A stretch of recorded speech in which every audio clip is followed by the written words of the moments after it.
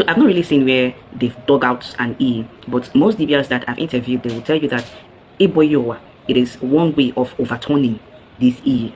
Now, how they do it is after performing the rituals. After the Dibia has performed the necessary rites and the rituals that the Dibia is supposed to perform, then you're going to dream. Then the next morning, then you're going to dream about where you hid it, because it is not the Dibia that is going to dig it out. The mistake we're having now is that they will tell you that, oh, we're digging out your Iyi-Uwa. It is not the Dibia that will dig out your Iyi-Uwa for you. You would point out to where you hid it, because you're the person that, you know, your Iyi is consecrated into like a symbol for it.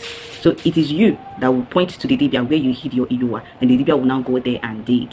And mostly it is somewhere in your father's compound. That's where you hid it, probably an old, you know, ancient tree.